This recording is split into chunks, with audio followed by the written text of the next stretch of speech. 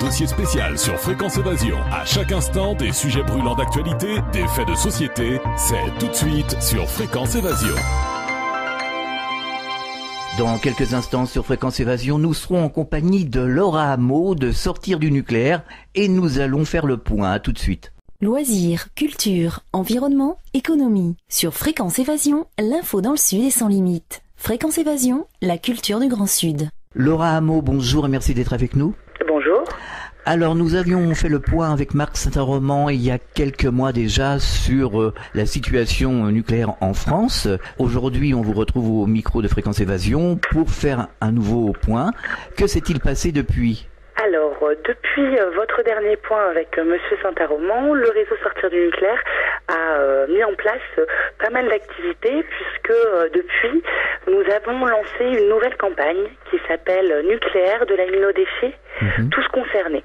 Alors cette campagne est une campagne nationale qui donne un cadre national afin que nos groupes puissent agir localement au plus près de chez eux sur des thématiques liées aux installations qui les concernent.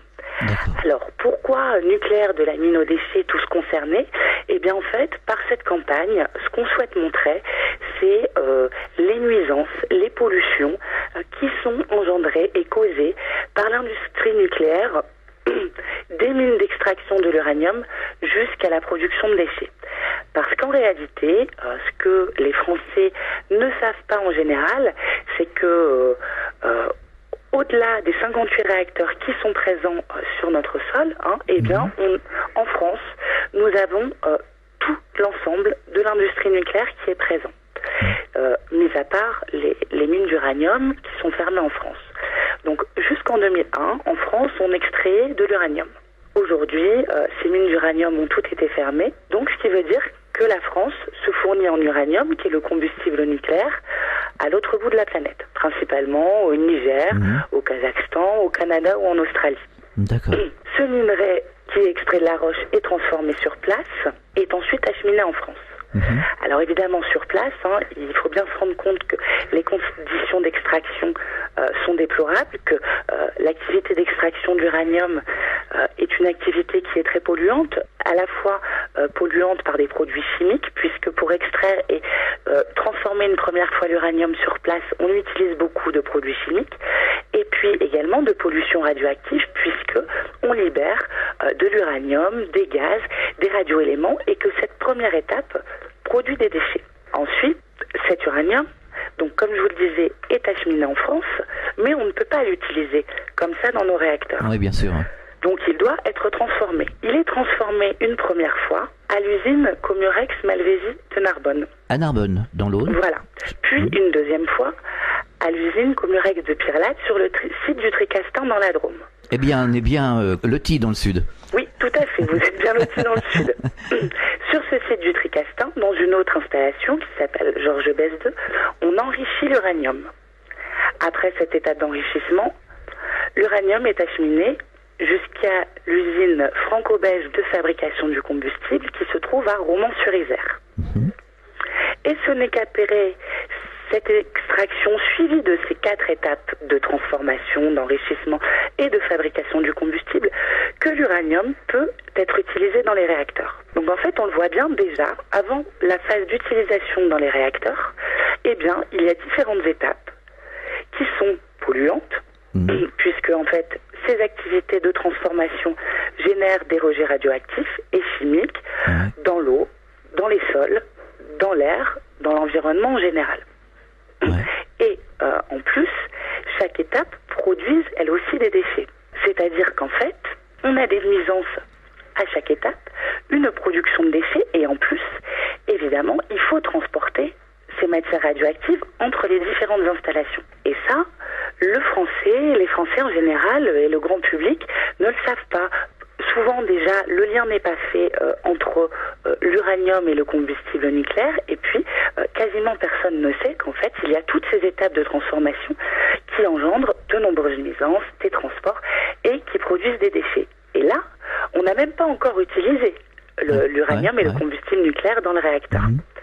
Ensuite, donc, on utilise l'uranium, le combustible nucléaire dans les centrales nucléaires et on obtient du coup ce qu'on appelle le combustible usé, qui est un déchet. D'accord. De nombreux pays laissent les déchets tels quels, comme ça, sur leurs installations. Mais en France, on réalise ce qu'on appelle le retraitement. Et le retraitement, c'est une opération qui consiste à séparer les différents éléments radioactifs qui sont contenus dans ce combustible usé. Et donc, par le biais de manipulations chimiques importantes, on sépare les différents radioéléments pour séparer l'uranium, le plutonium et des produits qui sont très très radioactifs. Cette activité, elle est réalisée à l'usine Areva de La Hague, donc dans le Cotentin. Ce qui veut dire qu'ensuite, après utilisation dans les réacteurs, eh bien, il y a le transport de tous ces déchets jusqu'à l'usine Areva de La Hague. Donc en réalité, on s'aperçoit qu'il y a de nombreuses étapes de l'uranium et du combustible nucléaire et des transports incessants.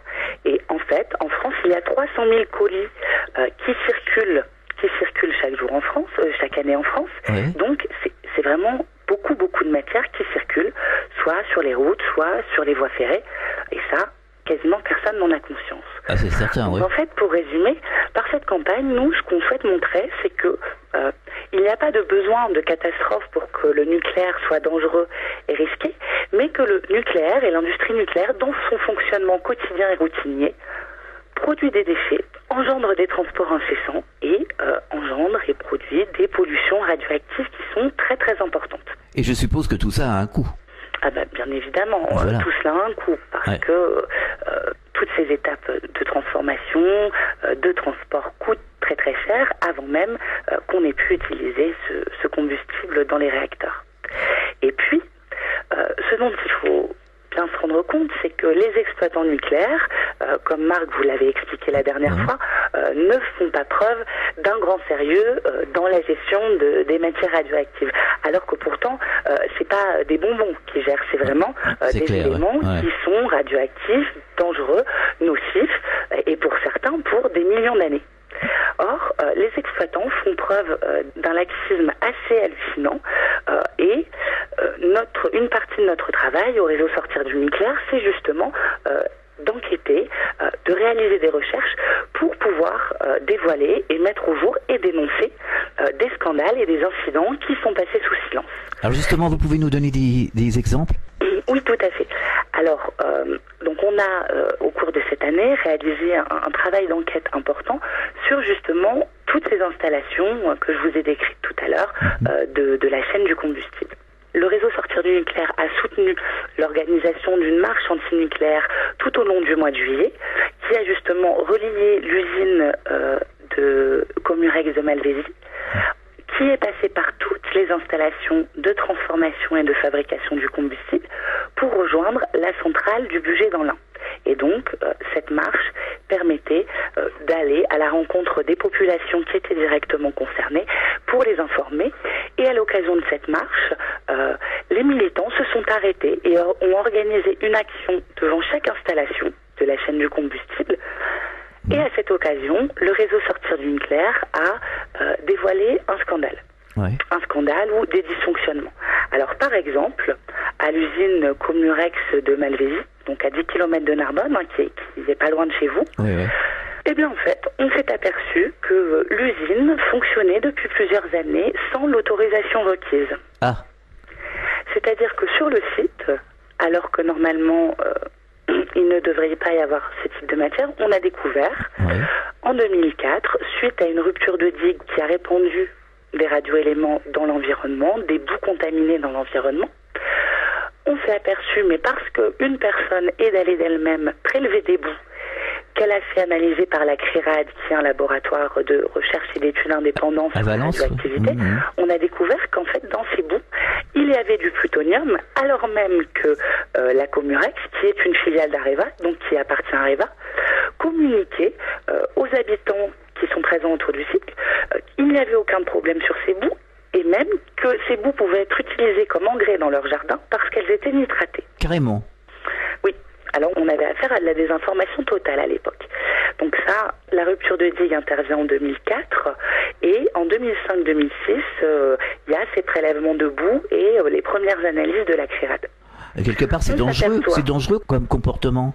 Ah mais oui, c'est beaucoup plus que dangereux. Moi, je qualifierais même ces comportements d'assassins. Oui. Parce qu'en fait, c'est vraiment de la désinformation totale et on laisse penser aux populations qu'elles n'ont rien à craindre, alors qu'en fait, elles ont tout à craindre. Et donc, suite à la découverte de ce plutonium sur le site, évidemment, les antinucléaires ont commencé à s'y intéresser d'un peu plus près. Et l'autorité de sûreté nucléaire s'est elle aussi intéressée de manière un peu plus approfondie au site. Et en fait, on s'est aperçu que à cause de ces matières qui étaient présentes sur le site et des matériaux qui étaient manipulés, normalement, la Comurex Malvézy aurait dû demander son classement en installation nucléaire de base, qui est un statut que doivent demander les exploitants nucléaires à partir du moment où ils manipulent une certaine quantité de matière. Alors je ne vais pas évidemment entrer dans les méthodes de calcul et de seuil pour justement avoir cette obligation, mais toujours est-il que l'autorité de sûreté nucléaire s'est aperçue que la Comurex Malvézy aurait dû avoir le statut d'installation nucléaire de base. Et en fait, entre 2006 et 2009, la Comurex a fonctionné complètement sans cette autorisation. Donc en 2009, l'autorité de sûreté nucléaire met en demeure la Comurex Malvézy de se conformer à la réglementation et lui demande de déposer un dossier de demande d'autorisation de création. D'accord. Le problème, c'est que évidemment l'instruction de ce type de dossier est très longue et qu'aujourd'hui la Comurex Malvézy n'a toujours pas ce statut puisque l'instruction du dossier n'a pas été finalisée. Les faits sont là. Pendant plusieurs années, la Comurex a fonctionné de manière illégale puisqu'elle n'avait pas l'autorisation requise. Donc nous avons déposé un recours pour faire condamner l'exploitant pour ce laxisme.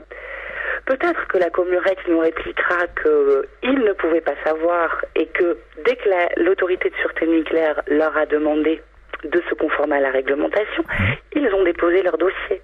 Mais moi, au réseau Sortir du nucléaire, ça peut pas être une réponse qui peut nous convenir parce que un exploitant nucléaire ne peut pas ignorer la présence de matières aussi dangereuses sur son site. Ça c'est certain, oui. Ou alors ça montre le laxisme de l'exploitant. Ouais.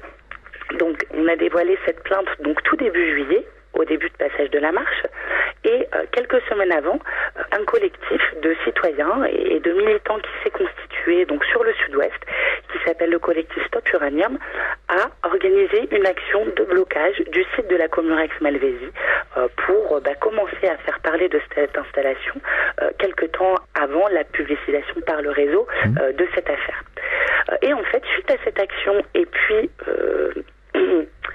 au recours que nous avons déposé, des élus locaux ainsi que les préfets de département et de région ont demandé à être reçus par le directeur de la Comurex. Donc on voit bien en fait qu'à partir du moment où les associations antinucléaires jouent leur rôle et qu'elles rendent public ce genre de scandale, ça peut très rapidement avoir des incidences politiques même au plus haut niveau.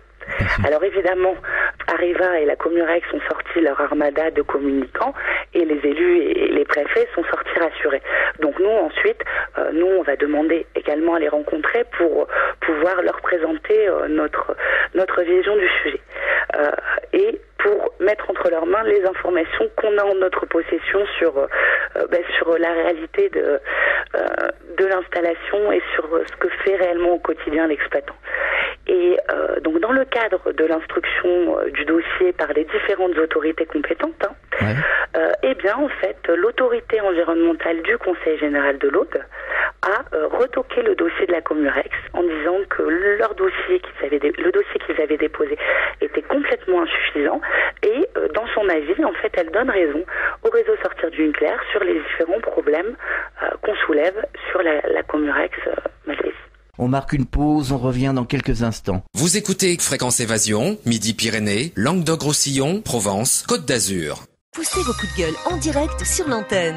Composez le 09 79 35 29 60, le direct live de Fréquence Évasion. Vos messages seront diffusés chaque jour sur l'antenne. La crise, le pouvoir d'achat, le gouvernement et tout autre sujet d'actualité, c'est la libre antenne sur Fréquence Évasion 09 79 35 29 60. Coût d'un appel local est gratuit depuis une ligne internet. Radio Fréquence Évasion, Principauté de Monaco, Grand Sud. Nous sommes de retour, nous sommes toujours en compagnie de Laura Hameau de Sortir du nucléaire. Alors, quelles sont les centrales les plus dangereuses ?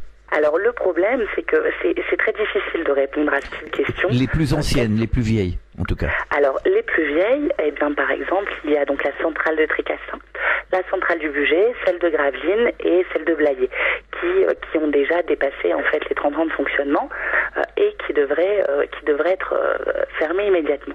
Alors celles-là, ce sont les plus vieilles, mais également celles qui présentent le plus de danger, je dirais, de danger extérieur, soit parce qu'elles sont situées en zone inondable, soit parce qu'elles sont situées en zone sismique, et aussi parce que, par exemple, des fissures sur les cuves des réacteurs ont été détectées. C'est par exemple le cas à la centrale du Tricastin.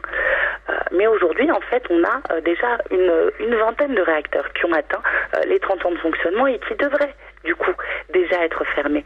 Et en fait, on ne voit pas bien comment, sauf en augmentant la part des autres énergies, on pourrait, avec aussi peu de promesses de fermeture de réacteurs, effectivement baisser la part du nucléaire de 75 à 50%. Alors c'est tout à fait possible, hein, si on augmente les autres sources d'énergie. Oui, tout à fait. Dans ces cas-là, ça veut dire qu'on ne ferme aucun réacteur et qu'on maintient le parc existant. Mmh. Donc en fait, même sur cette promesse de baisse de la part du réacteur, on est vraiment sur le flou artistique et le flou le plus total. Et nous, on en a douté dès le départ. Hein, on ne se fait pas du tout d'illusions sur les engagements anti-nucléaires du gouvernement actuel. Bah de toute façon, tout le monde doute de plus en plus, hein, dans tous les domaines. De plus en plus, et puis de toute façon, très vite. Alors, on a eu la sensation qu'après la catastrophe de Fukushima, en France, il y avait une prise de conscience, sauf que chasser le naturel, il revient en galop. Et en France, on a un lobby du nucléaire qui est tellement puissant, des entreprises nucléaires qui finalement sont un État dans l'État, que même, on le voit bien, le lobby a mis vraiment en place tout un tas de pressions pour empêcher qu'on puisse mettre ne serait-ce que la question du nucléaire sur la table. Alors justement, que peut-on faire ? Même au niveau individuel, ça passe peut-être par une prise de conscience des citoyens. Aujourd'hui, que peut-on faire pour faire arrêter tout ça ? Tout à fait. En fait, il ne faut pas attendre finalement grand-chose des gouvernements qui se sont succédés et qui ont fait la part belle au nucléaire et qui ont d'ailleurs aidé en grande partie à son développement. En réalité, le sursaut peut venir plutôt des citoyens. Alors qu'est-ce qu'on peut faire ? Eh bien évidemment, se mobiliser, agir au quotidien pour informer le reste de la population sur la réalité de ce que c'est le nucléaire, sur les dangers, sur le coût aussi de l'énergie nucléaire, parce que ce qu'on entend, c'est que le nucléaire était une énergie bon marché. Or, le nucléaire coûte de plus en plus cher et actuellement, le prix du mégawattheure, s'il était si peu cher, c'est parce qu'il y a de nombreux coûts cachés qui ne sont pas pris en compte. On ne prend pas en compte dans le coût du nucléaire le coût du démantèlement, le coût de la gestion des déchets et puis le coût social, sociétal et environnemental de toutes les pollutions qui sont produites.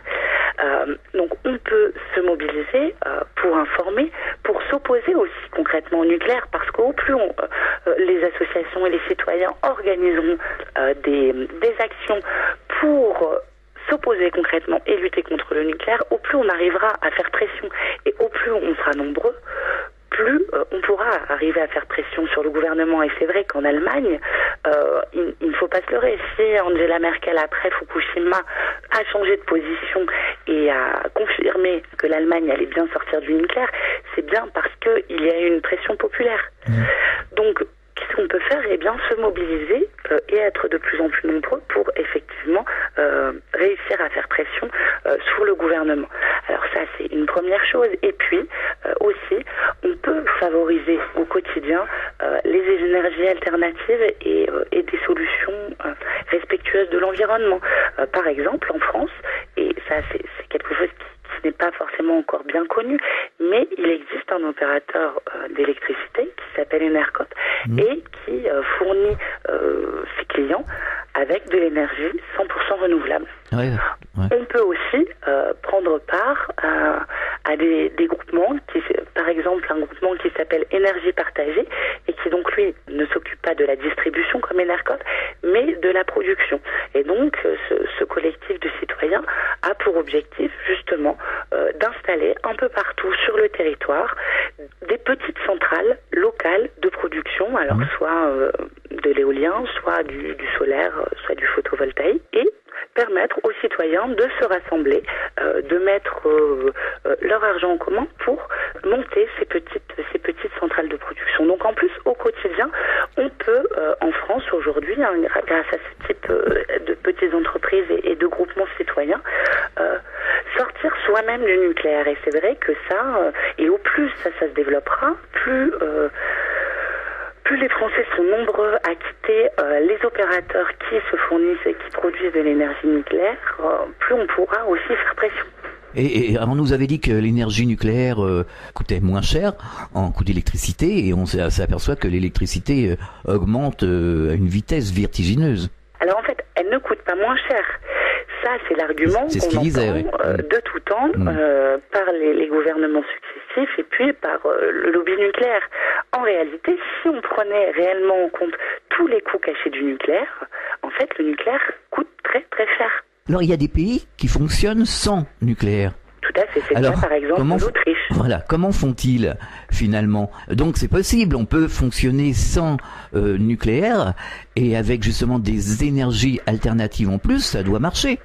Ah mais bien sûr, c'est tout à fait possible. Le problème, c'est qu'en France, on a développé massivement le nucléaire et on a même développé une mono-industrie de l'électricité, c'est-à-dire qu'on s'est enfermé dans un choix et on a démesurément en fait, on fait le choix unique du nucléaire, alors que d'autres pays ont mis en place des politiques énergétiques complètement différentes et aujourd'hui n'ont de l'électricité que d'origine renouvelable. Donc oui, c'est tout à fait possible de sortir du nucléaire. La difficulté en France, c'est qu'aujourd'hui, 78%, donc près de 80% de notre électricité, est d'origine nucléaire. Mais ça ne veut pas dire qu'on ne peut pas sortir du nucléaire très rapidement. En réalité, s'il y avait du volontarisme politique, on pourrait sortir très très rapidement, en quelques années, du nucléaire. Le réseau Sortir du nucléaire a des scénarios de sortie en 5 ans ou en 10 ans. Avec le parc nucléaire actuel. Donc c'est tout à fait possible, mais ce qu'il y a, c'est qu'évidemment, si les politiques restent enfermés et se laissent marcher dessus par le lobby, et si les politiques ne font pas preuve de grand volontarisme, forcément on en reste au statu quo actuel. Non, parce qu'en France, quand on parle d'énergie alternative, ça fait sourire tout le monde, mais on sait très bien que ça fonctionne. Mais bien sûr, mais pourquoi ça fait sourire beaucoup de monde? Parce qu'on doit faire face à 40, 50 ans de véritable propagande. Il faut bien se rendre compte que ce tout nucléaire, c'est une particularité française. Il n'y a aucun pays dont la part de l'électricité est aussi importante. C'est vraiment une exception française et le lobby et les industriels, depuis une cinquantaine d'années, ont mis en place vraiment un système de propagande, de désinformation de la population et on entend quotidiennement des arguments qui sont totalement mensongers. On citait tout à l'heure le coût du nucléaire, mais c'est aussi le cas par exemple de l'argument de l'indépendance énergétique de la France. Le gouvernement avance que grâce au nucléaire, la France est indépendante énergétiquement. Alors que, je vous l'ai expliqué il y a quelques minutes, la totalité de l'uranium provient de l'étranger. Comment on peut affirmer, alors que la totalité des ressources extractives dont on a besoin pour produire de l'électricité d'origine nucléaire vient de l'étranger? Mais ça, les gens ne le savent pas, hein. Mais non, les gens ne le savent pas. Et c'est quelque chose qu'on entend quotidiennement. Et d'ailleurs, dans les sondages, c'est quelque chose qui ressort. Pour vous, pourquoi il faut, par exemple, à la question pourquoi il faudrait rester dans le nucléaire, un des premiers arguments, c'est l'indépendance énergétique de la France, alors que c'est un argument qui est complètement fallacieux. Et donc là, c'est un autre exemple. Mais c'est pareil, par exemple, pour les déchets. L'industrie nucléaire nous promet depuis les années 70 qu'un jour, on saura quoi faire des déchets nucléaires, qu'on saura les transformer, les faire disparaître, qu'on aura trouvé, que la société aura trouvé une solution. Or, près de 40 ans après la mise en place du parc nucléaire français, aujourd'hui, personne n'a trouvé de solution pour la gestion des déchets. Donc en fait, c'est ça, c'est que on doit faire face à 40 ans de propagande, de désinformation et aussi de société policière, parce que le nucléaire en France a été imposé par la force.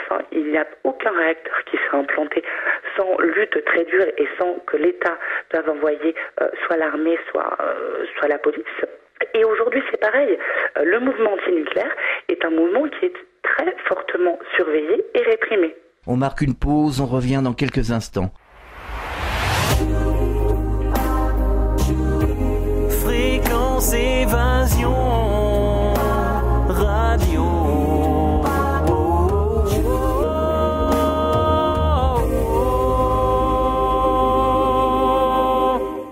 Nous sommes de retour, nous sommes toujours en compagnie de Laura Hameau de Sortir du nucléaire. Alors, les centres d'enfouissement, il doit y en avoir quelques-uns, je suppose. Alors, les déchets, il y a de nombreuses catégories. Pour certains, on a déjà créé des centres d'entreposage ou de stockage en surface. De nombreux déchets sont pour l'instant sur les sites qui les ont produits en attente d'une hypothétique solution qui sans doute ne viendra jamais. C'est par exemple le cas des sites de la Comurex, du Tricastin, où quand on va sur les sites, on peut, en faisant le tour, voir en fait la quantité incommensurable de déchets qui sont là en attente, sans solution, et dont les exploitants ne s'occupent même pas. Ensuite, il y a aussi les déchets qui sont issus de l'activité minière et l'activité d'extraction de l'uranium passé en France. Et alors là, l'exploitant, anciennement la Cogema, maintenant Areva, a abandonné complètement quasiment 200 sites miniers où les rebuts et les stériles radioactifs de cette activité sont laissés comme ça dans l'environnement ou alors ont été enfouis dans des fosses. Donc il y a tout un tas de déchets disséminés un peu partout sur tout le territoire. Et puis pour le combustible nucléaire usé, donc ça, ce qui sort après que l'uranium ait été utilisé dans les réacteurs, aujourd'hui, ça va à l'usine Areva de La Hague, comme je vous le disais tout à l'heure, pour retraitement, et ensuite, c'est stocké dans des piscines, là encore, en attendant une hypothétique solution. Et la seule solution qui n'en est pas une, que nous propose l'industrie, c'est d'enfouir ces déchets qui sont des déchets très radioactifs et qui contiennent plus de 99% de la radioactivité du combustible usé. Et donc, l'industrie et l'État souhaiteraient les enfouir à Bure, dans la Meuse, dans un centre d'enfouissement à 500 mètres de profondeur. Ce qui est d'ailleurs complètement aberrant et criminel parce que, en tentant d'enfouir les déchets, que souhaite faire l'industrie ?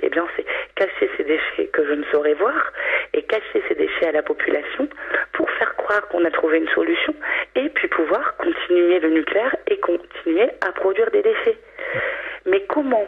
Alors même que nous sommes incapables, on le voit bien lorsqu'il y a des accidents, de maîtriser la radioactivité, comment une société peut prétendre pouvoir confiner la radioactivité sur des siècles, des millénaires, voire des millions d'années. Parce que là, les déchets que l'industrie souhaite enfouir à Bure dans la Meuse, ce sont des déchets qui pour certains vont être radioactifs pendant des millions d'années. Oui, mais ça paraît insensé. On peut pas entreposer comme ça des déchets partout, vitam aeternam, c'est pas possible. Ou alors on va complètement pourrir la planète. Oui, tout à fait. Et sous prétexte d'une gestion, en enfouissant, en fait, ce qu'on va faire, c'est laisser ce fardeau aux générations futures. Et comment prétendre qu'on va pouvoir confiner la radioactivité alors que finalement, les constructions humaines ne durent pas aussi longtemps ? Bien sûr, mais personne pourra s'en sortir. Ça paraît fou. Ça paraît fou, mais pourtant, c'est ce que nous promet l'État pour 2025 si on ne fait rien. Et donc, c'est vrai qu'il y a urgence à se mobiliser sur ce sujet, mais d'ailleurs, localement, la population est en train de se soulever complètement. Actuellement, il y a une tentative de débat public à Bure, et toutes les réunions ont été empêchées par la population parce que les gens commencent à se rendre compte localement en fait que l'ANDRA, qui est l'Agence nationale de gestion des déchets radioactifs, qui veut implanter son centre d'enfouissement en Meuse et Haute-Marne, ment à la population depuis des années et que son seul moyen pour obtenir l'acceptabilité sociale et pour obtenir l'accord des élus et de la population, en fait, c'est d'arroser les collectivités à coût de millions d'euros par an. Parce qu'on est bien sur cet ordre de grandeur. Alors pour en revenir donc aux centrales nucléaires vieillissantes, quels sont justement les dangers de ces centrales justement ? Qu'est-ce qui peut arriver ? Un deuxième Fukushima, un autre Tchernobyl, enfin bon. Alors ce qu'on peut dire c'est que jusqu'à présent, en France, on a eu de la chance. On est passé à plusieurs reprises au bord de la catastrophe. Ouais. Ça a été le cas au Blayais, ça a été le cas à Saint-Laurent-des-Eaux. Et c'est vrai que la France, c'est le premier pays nucléarisé au monde par nombre d'habitants. Et sinon, en nombre de réacteurs, c'est les États-Unis qui sont les premiers avec plus de 100 réacteurs. Ensuite, c'est la France avec 58 réacteurs. Et les troisièmes sont le Japon avec 54 réacteurs. Aux États-Unis, il y a déjà eu un accident très grave avec Three Mile Island. Ouais. Au Japon, on a eu Fukushima, et c'est vrai que du coup, il y a lieu de se poser la question et même de tirer la sonnette d'alarme. Il y a des chances qu'en France, on soit les prochains sur la liste. Et c'est pour ça que nous, on martèle au quotidien qu'il y a urgence à sortir du nucléaire et que la sortie du nucléaire ne doit pas se faire dans 20 ans, dans 25 ans, dans 30 ans, qu'il ne faut surtout pas relancer du nucléaire, mais qu'il faut décider dès maintenant, dès aujourd'hui, de sortir du nucléaire et de mettre en place un plan de fermeture des réacteurs très rapide. On attend quoi, un accident ? Il ne faut pas attendre, il faut sortir du nucléaire avant l'accident. Mais est-ce que c'est possible en France ? C'est ça le problème. Au vu des intérêts financiers et de la puissance du lobby en France, est-ce qu'on arrivera réellement à acter une sortie du nucléaire avant qu'il y ait une catastrophe ? C'est une vraie question. Mais en tout cas, nous, on se bat au quotidien pour ne pas en arriver là. Parce que c'est vrai que quand on est anti-nucléaire, la chose la plus horrible qui peut se passer, c'est ce qui s'est passé avec Fukushima. C'est qu'on a vu se dérouler sous nos yeux ce qu'on redoutait le plus au monde. Alors justement, Laura Hameau, nous allons faire le point sur la situation à Fukushima. On a entendu qu'il y avait eu des fuites dans l'eau, enfin du radium ou de la radioactivité partie dans l'eau. Est-ce que vous pourriez nous apporter des précisions ? Oui, alors en fait, ce qui se passe à Fukushima, c'est une catastrophe qui dure. Et nous, c'est ce qu'on affirmait haut et fort depuis le début de la catastrophe, c'est qu'en fait, une catastrophe nucléaire, quand elle se déclenche, elle ne fait que commencer. Et c'est le propre d'une catastrophe nucléaire d'être ingérable. L'homme est incapable de gérer ensuite les réactions qu'il a lui-même engendrées et produites. Et le propre d'une catastrophe nucléaire, c'est de durer dans le temps. À Tchernobyl, il y a encore des pollutions radioactives. Les populations consomment au quotidien des aliments contaminés. L'eau, le sol, la terre sont pollués par la radioactivité. Et en plus, les populations qui sont touchées transmettent un petit peu les maladies de génération en génération, parce qu'une des particularités du nucléaire, c'est qu'en plus, il touche au génome et à l'ADN. Et donc, qu'il peut avoir des conséquences génétiques très importantes qui ensuite se transmettent de génération en génération. Et c'est pour ça que lors de catastrophes nucléaires, assez rapidement, on voit des espèces qui se mettent à muter. Et donc, la population ukrainienne a perdu 20 ans d'espérance de vie. Et donc, c'est pour ça que nous, dès le début de la catastrophe de Fukushima, on savait qu'il en serait de même. Mais on savait que, de toute façon, l'État japonais et n'importe quel État n'a pas la possibilité de gérer une catastrophe nucléaire parce que la radioactivité, quand ça s'emballe, c'est quelque chose qui est complètement ingérable. Et donc, nous, évidemment, vu les informations qui nous parvenaient, on savait pertinemment qu'il ne pouvait pas en être autrement et que de l'eau radioactive forcément se déversait dans les nappes phréatiques, forcément se déversait dans la mer.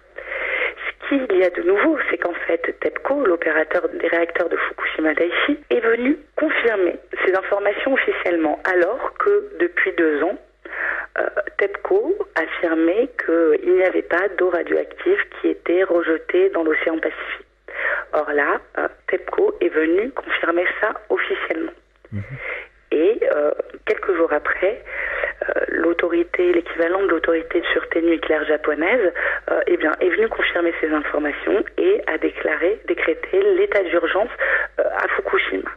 Donc en fait, ce qui est en train de se passer à Fukushima, c'est pas nouveau parce que ce qui est nouveau, c'est que c'est TEPCO et les autorités elles-mêmes qui viennent confirmer ces informations. Oui, et donc ça confirme bien que malheureusement que cette catastrophe est ingérable et que le peuple japonais est exposé à la radioactivité.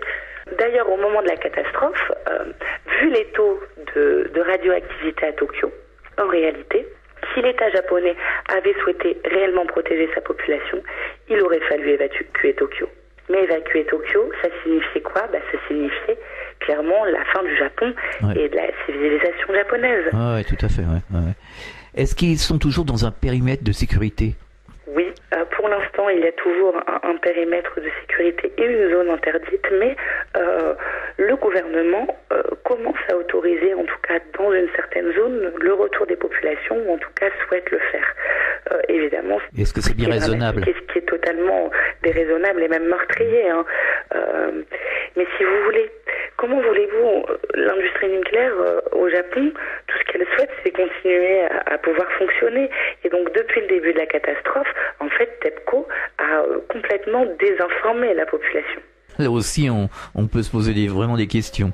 Laura Hameau, est-ce que vous auriez un message adressé aux auditeurs pour terminer? Eh bien, de rejoindre le réseau Sortir du nucléaire, alors soit en nous contactant directement, ou alors en rejoignant un des nombreux groupes locaux et groupes antinucléaires qu'il y a en France. Alors, pour s'informer et puis pour connaître les contacts de nos groupes, eh bien, il suffit de se rendre sur notre site sortirdunucléaire.org, ou alors même de s'impliquer dans notre nouvelle campagne en se rendant également sur notre site Sortir du nucléaire, tous concernés. Et là, les auditeurs trouveront des informations, des conseils et des moyens et des outils pour s'impliquer, agir au quotidien, informer leurs voisins, leurs amis, leurs collègues de travail et trouveront les informations pour nous rejoindre et puis pouvoir agir à nos côtés pour qu'enfin on puisse rapidement en France sortir du nucléaire. Alors un dernier mot, est-ce que les médias semblent être un peu plus coopératifs qu'avant? Dans les mois qui ont suivi la catastrophe de Fukushima, on a connu en effet un regain d'intérêt avec beaucoup plus d'articles sur le nucléaire. Ça s'est tassé depuis, mais c'est vrai que quand même il y a plus d'informations, en tout cas on a la sensation qu'il y a plus d'informations qui filtrent aujourd'hui. Mais il ne faut pas se leurrer, il y a encore malgré tout une omerta sur le nucléaire et les journalistes qui traitent de ces sujets et qui les traitent correctement peuvent se compter sur les doigts de la main. Et donc on a vraiment un gros travail à faire là-dessus, mais de toute façon il n'y a rien d'étonnant puisque finalement la plupart des masses médias appartiennent au groupe. Sont liés fortement à ces industries. Oui, tout à fait, oui. Au groupe Bouygues, au groupe Bolloré, et ce sont les mêmes entreprises qui détiennent à la fois les outils de production, qui détiennent les outils d'information, et donc la boucle est bouclée. Laura Hameau, merci d'avoir participé à ce dossier. À très bientôt, vous nous tenez au courant. De rien. Au revoir. Oui, tout à fait. On ne manquera pas de vous tenir au courant, et à très bientôt. Fréquence Évasion.